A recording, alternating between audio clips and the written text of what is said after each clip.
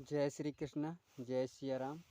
आप सबको हृदय की गहराई से आप सबका बहुत बहुत स्वागत, बहुत बहुत वंदन। और आप सबकी हृदय में बैठे हुए परमात्मा को राम राम।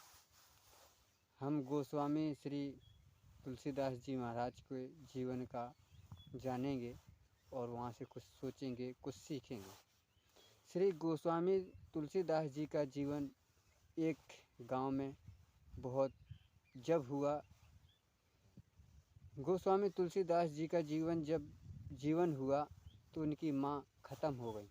माँ का अंतिम भगवान के धाम चली गई। और उससे और दूसरी बात, जब गोस्वामी तुलसीदास का जन्म हुआ तो उनके दांत थे, बच्चों के दांत नहीं होते, लेकिन जब उनका जन्म हुआ तो उनके मुख में दांत थे और उनके मुख से राम निकला। जय श्री राम, सीताराम, राम जी का नाम निकला। लोग कहते हैं कि राम निकला और उसकी माँ ख़त्म हो गई, दांत थे मुख में, अशुभ जान के बच्चे को अपने घर से दूर कर दिया। उसके पिताजी को उसका भाई दूर रखने लगा, उस बच्चे को अपने घर में नहीं रखते थे। कहते हैं किसी ने दूसरे ने अपने उस बच्चे को जान के दया आई, उसको ने रखा तो वो भी ख़त्म हो गई। सब ने कहा ये लड़का बड़ा भाई, ये लड़का सबके लिए शत्रु है, ये लड़का बड़ा अशुभ है, इसको नहीं रखना चाहिए। तो गोस्वामी तुलसीदास जी भटक रहे थे, घूम रहे थे, उनकी रक्षा सिर्फ भोले बाबा कर रहे थे, भोलेनाथ कर रहे थे। उसी समय भोलेनाथ और उसकी धर्मपत्नी माता सती दोनों लोग आके उसको लालन पोषण करती थी, उसका देखभाल रखती थी। भूखा होता था तो उनको कुछ लाके भी दे देते थे, रूप चेंज करके। वो गोस्वामी तुलसीदास भगवान शंकर को बड़े प्रिय थे। भगवान शंकर तुलसीदास जी से बहुत प्रेम करते थे। क्यों? क्योंकि राम बोला था, जन्म लेते ही राम बोला था। तो अभी तो जन्म जीना है ना, जीवन जीना है, तो क्या नहीं करेंगे, बहुत राम की भक्ति करना है, ये भोले बाबा जानते थे।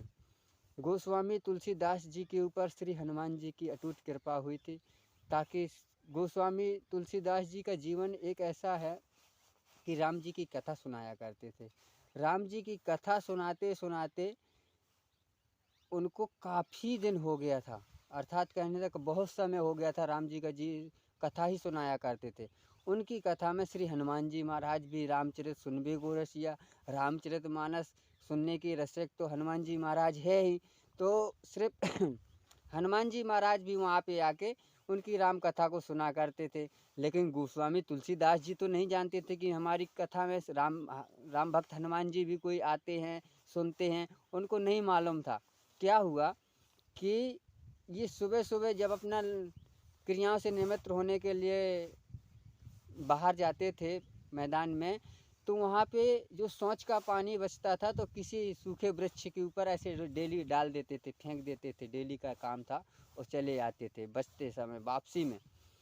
तो एक दिन क्या हुआ, वहाँ से परीत, जो कहते हैं ब्रह्म राक्षस, जो राक्षसों का जो कहते हैं कि गंदी आत्माओं का जो राजा होता है, ब्रह्म राक्षस, जो सबसे बड़ा राक्षस, वो आके गोस्वामी तुलसीदास जी को बोलता है कि कहो तुलसीदास रुको। तुलसीदास जी ने देखा लौट के कि अरे कौन है, तो देखा कि मैं भूत है। तो तुलसीदास जी को भैंसा लगा तो बोला कि डरो नहीं, मैं तुम्हारा कुछ बिगाड़ूंगा नहीं। तुमने मेरे लिए इतना अच्छा किया है, मेरे को प्यासे को पानी डेली पिलाया है, आज मैं तुमको कुछ देना चाहता हूँ, मेरे से मांगो, क्या चाहिए तुमको। देखो परीत भी प्रेम करते हैं, परीत कोई ऐसे थोड़ी ना ज़बरदस्ती किसी को पकड़ लेंगे। तो परीत ने कहा कि मेरे से मांगो कुछ, मैं तुमको देना चाहता हूँ।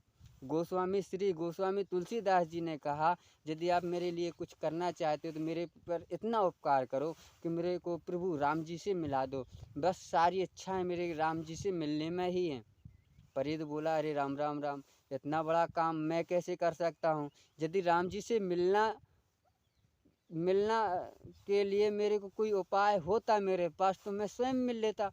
भाई मैं कहाँ से राम जी से मिला दूँ, ये काम तो नहीं कर पाऊँगा। तो गोस्वामी तुलसीदास जी बोले कि ठीक है, अब नहीं कर पाओगे तो कोई बात नहीं, मैं जा रहा हूँ। लेकिन ब्रह्म राक्षस ने सोचा अरे ये उदास होके जा रहा है, क्योंकि परीत योनि के प्राणी होते हैं, जो परीत योनि में होते हैं वो गंदा ही पानी पीते हैं। वो अपनी मर्जी से नदी का भरा हुआ कुओं का पानी नहीं पी सकते।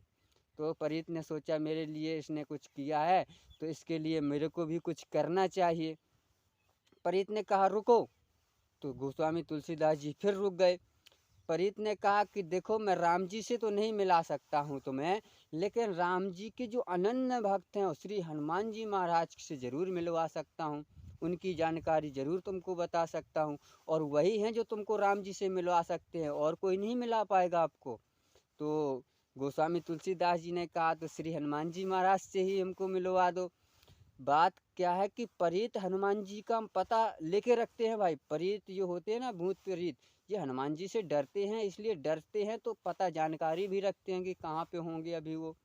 हाँ, तो परीत ने बताया कि आप राम कथा सुनाते हो, तो वहीं पे श्री हनुमान जी महाराज आते हैं और आपकी राम कथा को बड़े ध्यान से सुनते हैं, और आप हनुमान जी से मिलना चाहते हो तो वृद्ध अवस्था के हैं और ऐसे ऐसे कोढ़ी का रूप बना के आते हैं, बूढ़े हैं। उनने बताया परीत ने।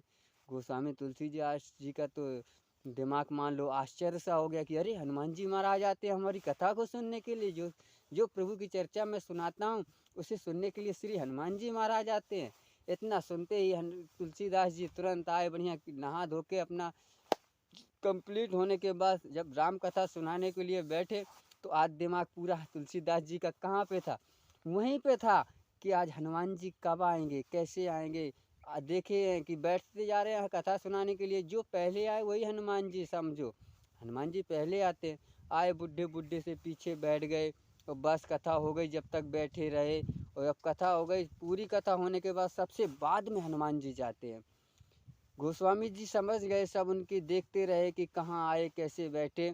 जब पूरी कथा हो गई ना तो सब लोग चले गए ना, हनुमान जी महाराज भी जाने लगे ना, तो तुलसीदास जी ने पुकारा, अरे हनुमान जी महाराज हमारी विनय सुनो, आप हमको दर्शन दीजिए और आप हमसे प्रभु से मिलवा दीजिए, राम जी से मिलवा दीजिए। हनुमान जी ने नहीं सुना। जब उनने कहा हे राम भक्त, इस राम भक्त की छोटे तुच्छ राम भक्ति की मदद करो, तो उनने तुरंत अपना रूप प्रकट कर दिया और गोस्वामी तुलसीदास जी को खूब दर्शन दिए। दर्शन दे के उनकी बड़ी मदद किया है। हाँ, आप लोगों से भी कहता हूँ, श्री हनुमान जी महाराज के लिए कुछ तो करो, कम से कम उनकी खुशी के लिए ही राम नाम जपो। जय श्री कृष्णा, जय सिया राम।